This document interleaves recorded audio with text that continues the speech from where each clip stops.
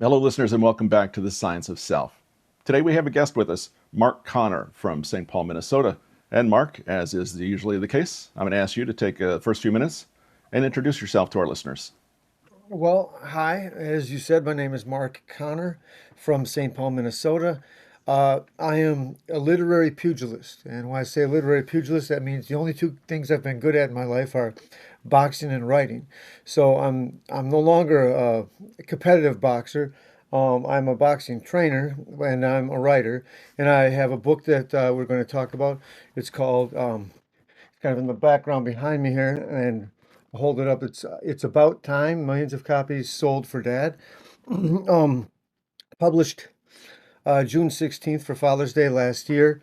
It won the Irish Network Minnesota Bloomsday Literary Award, and it's a finalist in the Midwest Book Awards, which will be announced on June 28th in the religion slash philosophy category.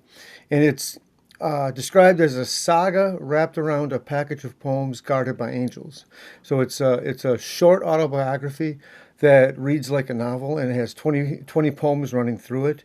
And it deals with it deals with my life, my relationship with my dad. I wrote it in response to losing him on September 30th of 2019.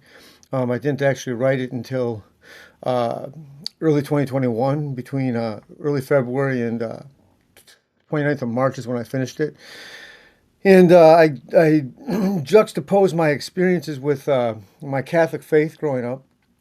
I talk a little bit about the Irish heritage influence on myself and on the city of St. Paul, where I live, where I grew up.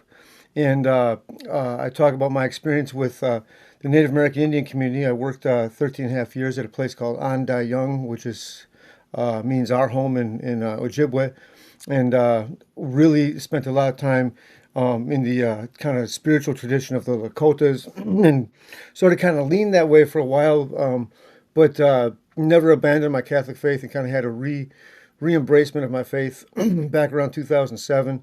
So I kind of talk about that and the influence of it and kind of a re-embracing of my faith and reinforcement of my faith as I deal with losing my dad and letting go of him.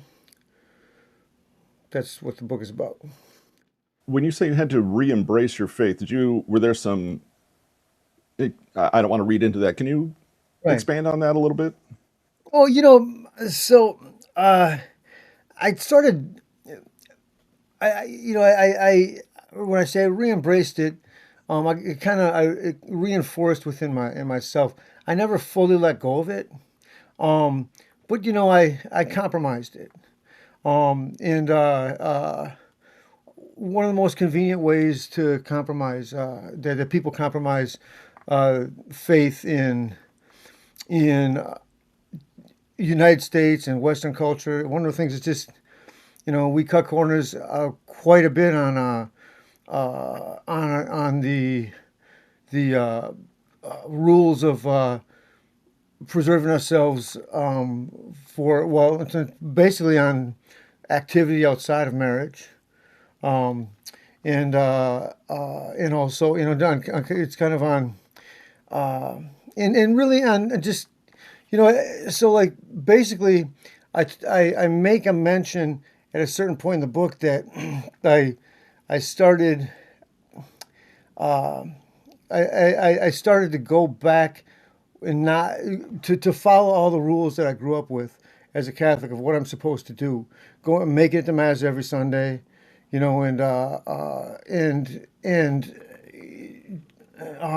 just keep basically keeping the commandments, you know. And I think that I also tried to kind of blend things with because we have this we have this kind of feeling in American culture of you know if we live our faith that if we live it fully to how we're supposed to, we don't want to offend others by it. We don't want to try to be forcing others to be following the same thing that we follow.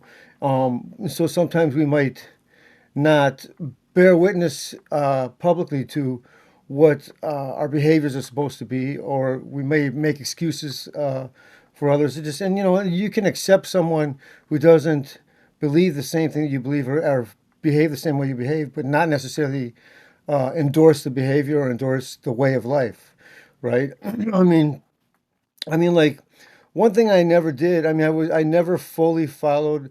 Well, I'll say this: I have at times in my life deviated from the the requirement as a Catholic to live a fully chaste life. Okay, but um, I've never lived with a woman because I could never do that to my parents. I could never live with a woman that I'm not married to, because it was it would just be outwardly showing to the public that I'm doing that, and I just couldn't do that. And some people think, wow, that's crazy. I mean, in American culture, it's considered kind of crazy that you wouldn't do that, because I mean, what kind of a prude are you, right? But at the same time, you know, that didn't mean I wasn't. That didn't mean that I was necessarily waiting to marry a woman. Because I'm looking. You can tell right now I'm not married and I don't have kids, and so I kind of made a decision. It was back about around 2007. I said, I got to follow the rules that I have that are important, that are required by my faith, because it's what I grew up with. I'm a combination of my mom and dad. This is the way they live, and I have to live that way. And I was deeply immersed in the Native American Indian community at the time, and I wasn't announcing to people I'm re-embracing my Catholic faith. But no one, what I really love and respect about my friends in the Native community is no one was trying to pull me out of that or discourage me from that.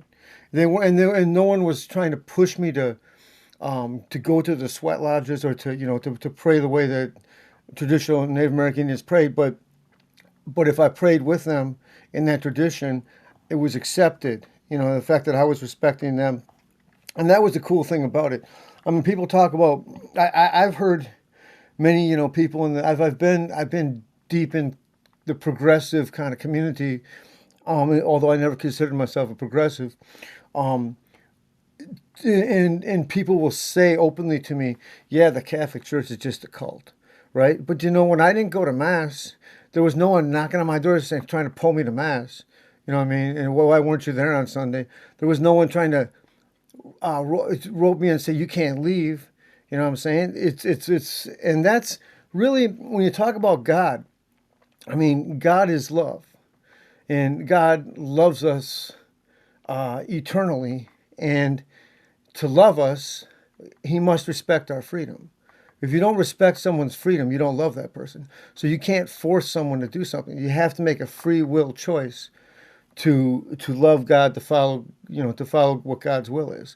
And so that's why it's neither tradition I'm talking about is a cult tradition at all. I mean, it is, or what we would call a cult, right? You talk a lot about the Native Americans. How did you get involved with that? Is that part of your family? Is it just a societal or a social effort that you were involved in? How did you get into the Native American and Indian culture and society? Okay, so in the early 1990s, I met this poet. So I was in my early 20s. I met this poet in his early 40s. At this, and he was at a poetry reading that some friends of mine who had a small literary magazine were putting on, and they're featuring him. And I just thought he was really cool, and he was kind of a working class poet. He was a Mississippi River barge hand poet. He worked for 20 years on the barges of the Mississippi River, and was doing so at the time. At the time, he got to the point where he was trusted by the owners of the company to be the security guy. So he'd be on the docks of the Mississippi River in St. Paul from 5 p.m. to 5 a.m. every night, and that's where he wrote his poetry. His name is Kevin O'Rourke, and I talked to him after this poetry, and he was telling me that he was sober and gotten his sobriety. And by the time he got in sobriety, he'd been brought to a Lakota Sundance ceremony down in Rosebud Reservation, and that he was involved with this Lakota tradition. And he said, if you ever want to come down there to see this or to be a part of this, come on down. And in the summer of 1995, I went down there with him, and that kind of and at the same time also I'd gotten involved with and I mentioned here that I joined this Irish Catholic organization, Irish Catholic fraternal organization called the Ancient Order of Hibernians. I joined that right around the same time I'd gotten involved with. I'd met some people that were involved who were kind of grassroots activists involved with raising awareness about what was happening and advocating for the Irish Republican side of the conflict that was going on in Ireland at the time, the Troubles. And there was a solidarity that had been built up for over the last couple of centuries. There's been a solidarity built up between Irish Republicans and American Indians. And I mean, if you can go as far back as the Irish famine, when the Choctaw raised money by selling some gold to send over to Ireland to try to help feed people and everything. And so there's this kind of solidarity thing there too. So that kind of motivated me a little bit too to kind of explore the the native tradition, culture, and so forth. So then the following year, I met the guy who actually did the cover art for this book. His name's Eric Keese. He's a really good artist, Canadian Ojibwe. He got me the job at this place called Andahyung. And Andahyung, it's spelled three words. It's spelled AINDAHYUNG. It's a temporary emergency. It's an American Indian program. It's a temporary emergency homeless shelter for youth aged 5 to 17. And it's for all youth, but the primary community it serves as the Native American Indian community. And so I worked there in one capacity or another for about 13 and a half years. And what really made me comfortable about going to a Native American ceremony or to and witnessing it, or and like I wasn't going to become being a sun dancer. That's something I don't go into detail with it, but that's something that is not something that I would personally do. I was just there as a supporter and as a friend. And I was participating in prayer. I was praying with them, but I'm not participating in the ceremony because it's a 4-day thing that goes on, and it's a warrior ceremony too. But I what was made me comfortable about it was, one, there's kind of a fatherly kind of understanding of God uh,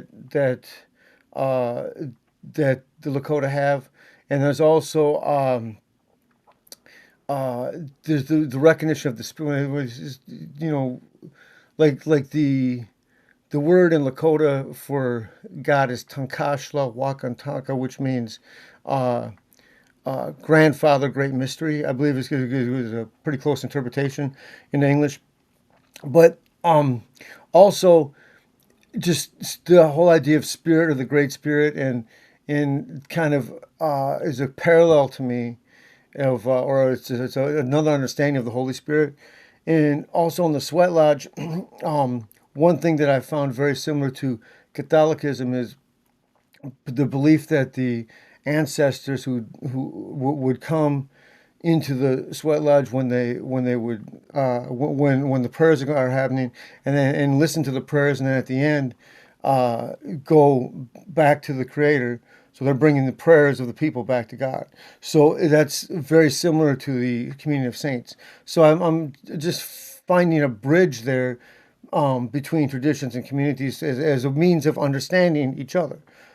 So that was what my personal experience was with that. The fact that I had this romantic vision, basically, I probably romanticized. I would say that I did romanticize too much the Irish Revolution. I really did. There were serious human rights abuses that happened that the British perpetrated against the Irish, but there were some serious things that were done by on the Irish Republican side too. There's just a lot of brutality, and I'm happy that the people I've met from over there, that they're not at a time of active war right now. But anyway, um, the discussion we are having earlier about the whole uh, about the whole following the rules and everything like that. I can actually read a passage that explains a little bit about that and how in relation to the Native American tradition, and if that's Please. okay, approach. Yeah, So, please do. okay. Um, Obviously, much of this poetry is written to women with whom I've been either romantically involved or to whom I've just been attracted. In 2019, I was invited to share poems at the annual St. Patrick's Day party a family has thrown at St. Mark's Parish for more than 50 years. It was the first time I'd ever been there, and I recited the first three poems, The Perfect Metaphor, Ever Since, and Two Pilgrim Souls, Anam Cara. An old man around Dad's age approached me afterwards, and we stepped outside and talked a little about the poems. He really liked them and encouraged me to keep writing. He also asked me about my faith and about my desire to find a woman to marry. He admired the poems for their quality and linguistic clarity, but he had one caution. They could be dangerous, he said. I know that, I told him. They could be used for seduction. I don't do that. It's true, I don't. The women I've mentioned, the women to whom I've written the romantic poems, are all younger than I am, and a couple of them are significantly younger. If a man desires to father children, there must be a limit to the age of women he courts, and as each year goes by, that age limit gets one more year younger than his own age until, God forbid, it gets too late. It's just a reality of life. One of the sickest incongruencies of modern life is that people generally are more comfortable publicly sharing information about their sex lives than about their financial lives. They're either afraid people will think less of them for making too little money, or they'll try to exploit them or cause them trouble if they make too much money. But they feel fine letting people know they're sexually involved. They're ashamed to admit to striving for moral chastity, though. I told you at the beginning of the book that I'm Catholic, and I said that in 2007 I fully returned to the faith, began praying the rosary daily, and decided to avoid casual relationships. I started following the rules, all of them. You can make any presumption about a poem based on its text and should be able to imagine different people involved in situations described within them. So if the text of the poem portrays a greater or lesser degree of intimacy within its story, so long as you can critically prove it with quotes from the text, feel free to let your mind wander there. That's part of the achievement of universality in a well-written poem. Know with certainty, though, if you try to assign any autobiographical realities between me and the women about whom I wrote these poems, that it never happened with any of them. Especially since 2007, that has been my choice because I am a godfather to my niece and a confirmation sponsor to her and her brother, and that is the standard up to which I must live. If I fall, I must get back up. That's the standard required of any honest Catholic, as it is the standard of any honest sundancer. It may seem strange to compare the honest Catholic to the honest sundancer. Remember the line, though, in my poem, Halfway Around, referring to mutually multiple pleasures of a mental, physical, spiritual, and emotional nature, peaking at the point of merger of difference and unity. In 1993, I listened to a lecture at the Minnesota Zen Meditation Center by Shuhaku Akamura, a Japanese Soto Zen monk, called Living in Vow at the Point of Merger of Difference and Unity.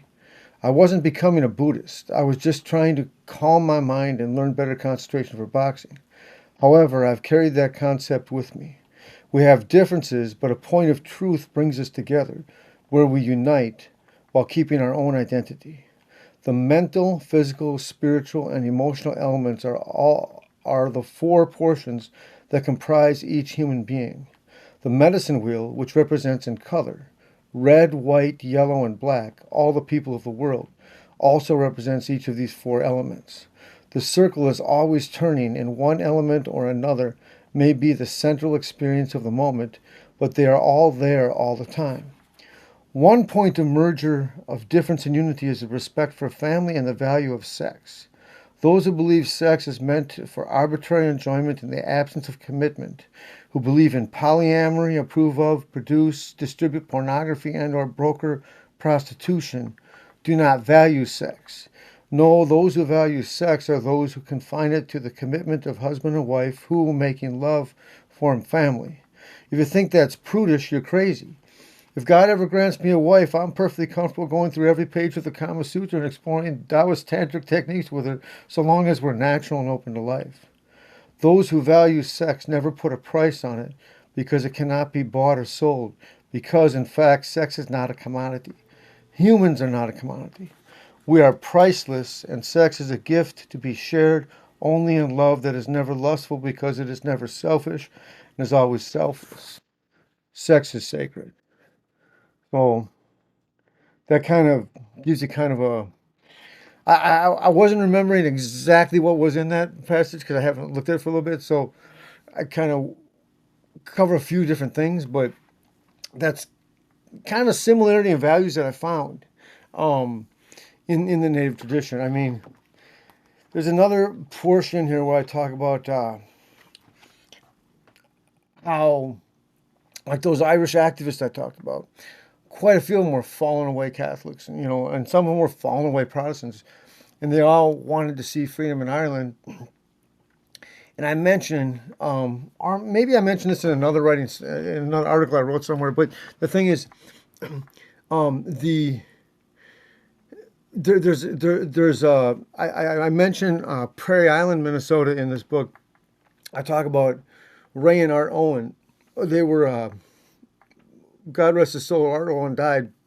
Ray Owen is still a spiritual leader of Prairie Island. It's about 38 miles outside of St. Paul. It's about 38 miles outside of St. Paul. And I used to go to sweat lodges there, and they went with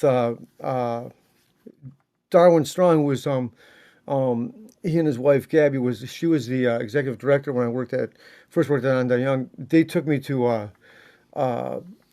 Sundance down in South Dakota between 1999 and 2003.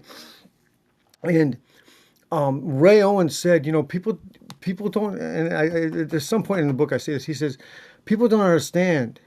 We're more conservative than the Republicans. But now he's not talking about politics there. He's talking about the whole sanctity of the body thing, because his father in the '80s started a sweat lodge. Then he opened it up to people outside of the community. And this is a Dakota reservation, and so the hippies flocked there. But what they're bringing with them was the whole kind of progressive approach to everything, and there was kind of uh, a loose morality when it comes to carnal relations would have been brought with them, and then they had to kind of put up a boundary against that. You know what I'm saying? And that same kind of thing. That's what I found in the atmosphere of those political activists that I got involved with in the Irish community too. So it's something that I was kind of pulled in that direction a little bit. At a certain point, I just had to stop it and remind myself who I am, basically, and my value for family. And it's an interesting thing because I'm still alone at this point in my life, in terms of I don't have a permanent love companion. I don't have a wife. You know.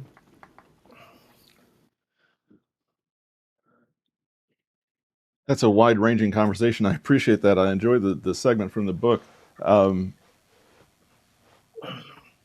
can you clarify? You talked Ray and Art Owen, Yeah. and there was an organization there. I didn't quite get the name correctly. Um. Prairie Oh, Prairie Island. Prairie Island. Prairie What's Island. Prairie Island? It's a Dakota reservation. It's Okay, just thank you. outside of, yeah. It's outside of Red Wing, Minnesota. The biggest town close to it is Hastings, Minnesota. Yeah. Great, great, uh, great. Just making notes so I can make sure we have show notes and everything up to date when we get this out to the listeners. An interesting point there, right at the end, about uh, a Native American organization being open to the public, more or less, or open to newcomers. But those newcomers at some point were expected to conform to the morals, Well, or at least the.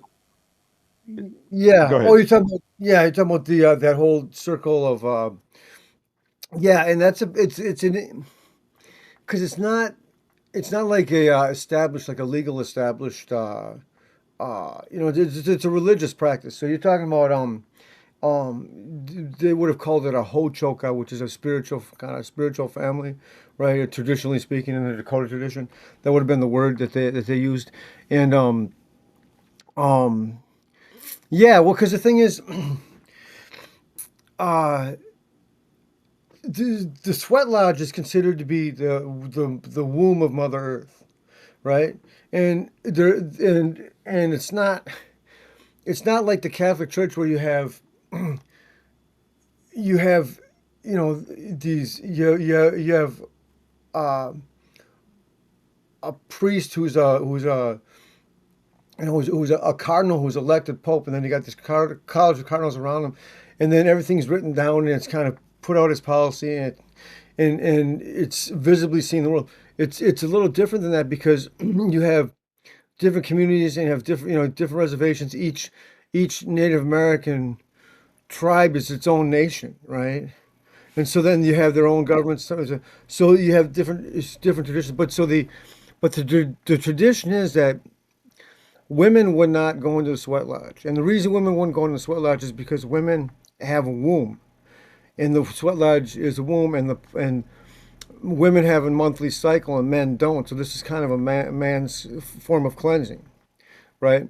But and I don't know if that was 2,000 years ago, if that was still the case, or if it was, you know, I don't know. But in the 70s, when AIM, the American Indian Movement, which actually Anda Young is came out of what was called the Red Schoolhouse, which was a project of AIM. So it's kind of it traces back to American Indian Movement. Um, they had I believe Fool's Crow. I can't remember the name of the actual medicine man because I obviously I wasn't there, but um, in the 70s, there's actually a guy named Arla Omaha, who's a Lakota medicine man, was telling me that um, that medicine man had gone prayed and said, he came to the conclusion that it was okay for women to go into the sweat lodge because the women had come to him and said, at this point, our brothers need us. Spiritually, they need our strength, so we want to help them. We want to sweat too. So there's women are supposed to do sweats separate from men, but then and then some places you have men and women will go in, but you got to separate where they are in the sweat lodge and everything. Um, so uh, there's when a uh, woman goes to a native ceremony, she always has to have a skirt on. It has to be down below her knees and everything. And the whole thing is none of it's to be like shameful of the body or anything. It's just to make sure that people aren't distracted and looking at objectifying people and stuff like that. So that was a big thing. So I obviously wasn't there in the '80s, early when Art Owen, who I never met, um, was alive and had started that sweat lodge.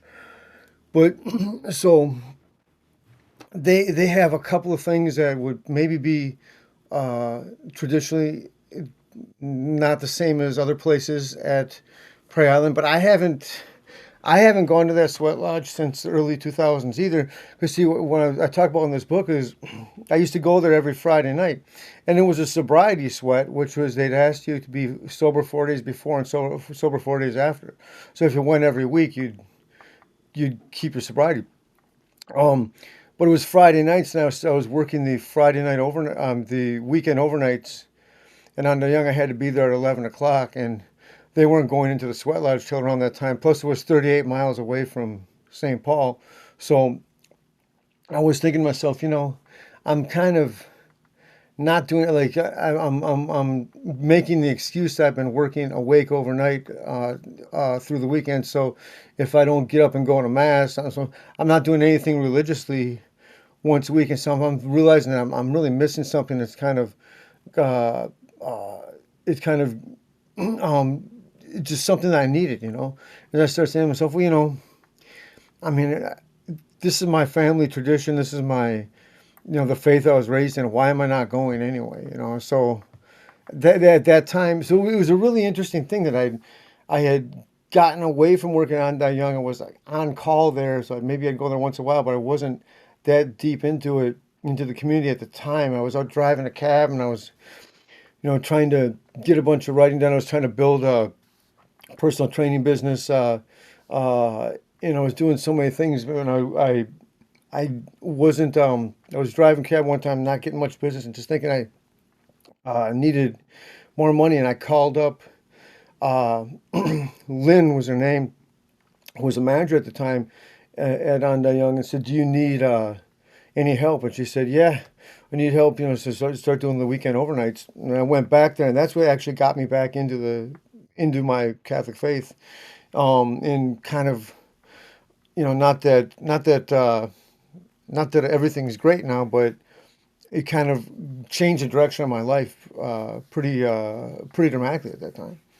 At the more practical level, what can we, maybe in your book, what does that bring in your consulting services or coaching services? What do you bring, if you can separate those, into the self help? And I don't want to make it sound like a cold discipline, but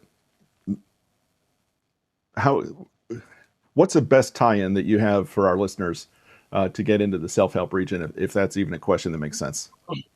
Yeah, that does make sense. So, um, the title of the book, it's about time, right? And I altered it to "It's About Time." Millions of copies sold for Dad as the full title. Um, was basically here. My dad was dying. I always had this idea in my life that I was going to get married and have children earlier in life, and I haven't ever done it. And I was going to accomplish a lot of great things. And one of the things was I was going to publish a bunch of books and stuff. And I hadn't done that. And I was looking at my dad thinking, man, I need more time. Because the things I'm going to accomplish in life are going to happen, but I want him alive to see it. And he's not going to be. And that's why I just kind of kicked myself in the rear end and said, it's time to do this. And I wrote it and made sure that, even if I fall flat on my face, it's going to be something that I do, and I'm going to put it out there and try to share it with as many people as possible. And as far as motivation is concerned, and as far as self help is concerned, I mean, you have to discipline yourself to do these things. One thing about life, about boxing, and about writing is you have to get a consistency with it. You have to get a routine. You have to have a structure. And a lot of times we think of freedom as being able to do whatever we want, but it's more freedom is more being able to develop ourselves to the highest level that we can develop as human beings, and it takes discipline to do that, and uh, it takes a certain amount of anchoring in uh, with uh, with certain um, we have to have a perception of what we want and what we're going to do, and we have to have a structure to get ourselves into the routine of continuously doing it. Because once you take the first step, you start to build momentum. When you have momentum, you can keep things going, but you have to be able to have a focus on things to accomplish them. So that's uh, that's the practice of boxing and the practice of writing. That's the similarity to the two of them in the approach that I have. It's the same principle, I believe, applied in both endeavors. One of the topics we frequent from the books that we present here is the concept of don't wait till you're motivated to do something. Doing something, getting started on something, as you said, taking that first step is the motivation. That's what gets you into the process, not waiting to feel like you need to do it or want to do it. Do you agree with that? Yeah, I absolutely agree with that. I actually mentioned I mention a writer when I'm talking about the different poems that appear through the book, um, named Natalie Goldberg, who wrote a really popular book about writing and writing, specifically writing poetry, but creative writing in general, called "Writing Down the Bones." And uh, she she says, is it okay to say a swear word in the in this podcast or? Yeah. Okay, so she says at one point, she says, the excuses that people have for not writing is, I write shit. And she says, well, so what then? Write shit. She said every single great writer that you have ever encountered writes shit.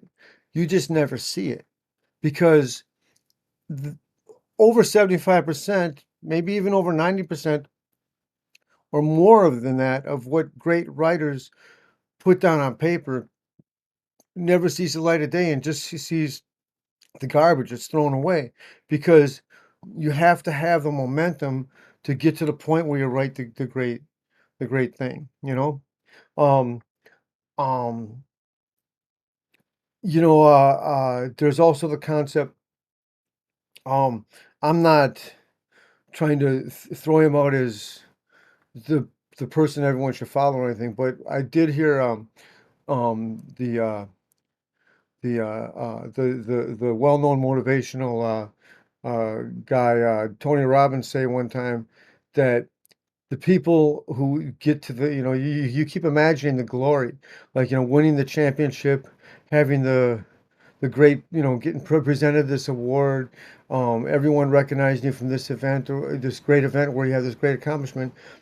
When you're doing that, that's maybe 5 minutes, you know. Like, I mean, like, if you think about uh, Sugar Ray Leonard, or Manny Pacquiao or something like that. You get, getting the world title belt, right? That's one brief moment, but everything leading up to that, with someone that's throwing hard punches at you and stuff, all of that is what your life is to be a champion. Great. Fantastic. Um, Thank you for joining us this week. Listeners, hope you'll leave some comments if you have any on the podcast. And thank you for joining us. And we'll see you all next week.